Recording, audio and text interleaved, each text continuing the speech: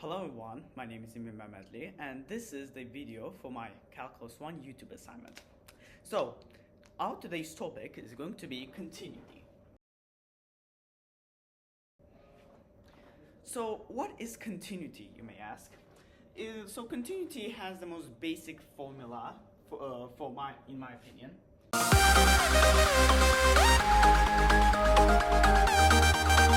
So the formula is the left-hand limit of the function equals right-hand limit of the function. So the left-hand limit of the function references when there's a minus on top of the number, and the right-hand limit of the function means then there's a positive symbol on top of the number. So now that this is out of the way, let me give a brief history of continuity. Nah, I'm just kidding, I'm no historian.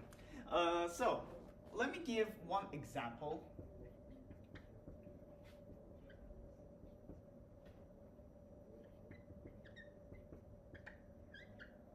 So the function is x squared divided by x, and they want us to see if it is continuous at the point 0. First of all, you might be wondering to yourself, Emin, can't I just divide x squared by x and it is going to be x? And then I draw the function of x. Well, see, this is where you have just made a mistake. Because, yes, I completely agree with you, x squared divided by x is going to be x, and it is going to go and pass through the origin, completely correct. But it passes through the origin, which is 0, 0, and when we look at this original function, we realize, oh no, you cannot put 0 by 0 because you cannot divide by 0 by 0. So this is going to be a mistake. And when we use left-hand limit of the function, right-hand limit of the function, we can clearly see that they're not going to be equal. I'm just giving you this basic solving, just so you know. But you can also use this function as well if you want to prove and have longer example and explanation. But this is just for your own sake. Now, let me give another example.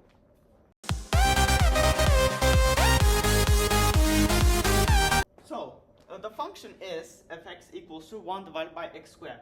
First of all, let's use the left-hand limit equals to the right-hand limit. Let's see what happens.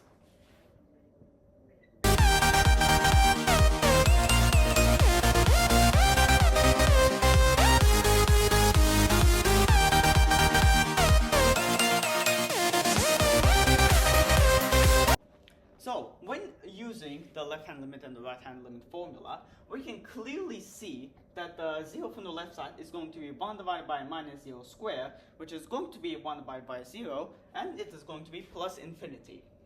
But when we use the right-hand limit, it is going to be the same thing. 1 divided by 0 squared equals to 1 divided by 0, which is also equal to plus infinity. So, is it continuous at this function?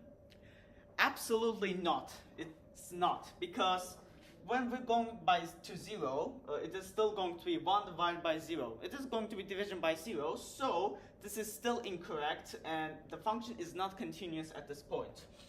So basically, what have we learned here? We learned that continuity has two rules.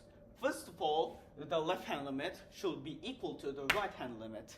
And the second rule, you need to see if there are any division by zeros or any negative numbers under the root. This is just basics of continuity.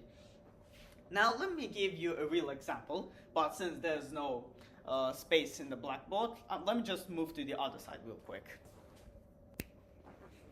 Anyways. Hold me close till I get up. So the function is fx equal to sine of x minus sine x, and they want us to find if the function is continuous at the point pi. So first of all, we don't need to use the left-hand right-hand limit for this. There's also another solution to this. So first of all, just put pi instead of this. And on we'll go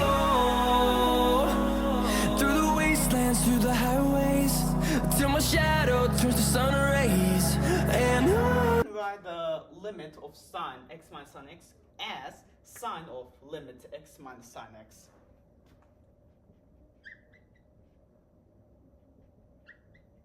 Also, do not forget to write x going to pi, because you can also get deducted points in the exam or the quiz because of this mistake. And on we'll go, through the wastelands, through the highways, and on we'll go. So after quick solving, we can see that we just take limit x pi of x minus limit of x to pi sine x. So sine x, when we put pi instead of x, it is going to be sine pi, which is equal to 0. So it is going to be sine of pi minus 0, which is going to be sine pi, and it is still going to be 0. The second step of solving this function is putting x instead of, putting pi instead of x. Just to clarify, you do not need to use limit for this, because we're just putting pi instead of x. So it is going to be still 0. So we have learned that the limit of x pi is 0 and f pi is also equal to 0. So we have learned that they are equal and there are no division by 0 or negative under the root. So this means that limit x, so the function is continuous at the point pi. So thank you for listening, and I hope you liked this video.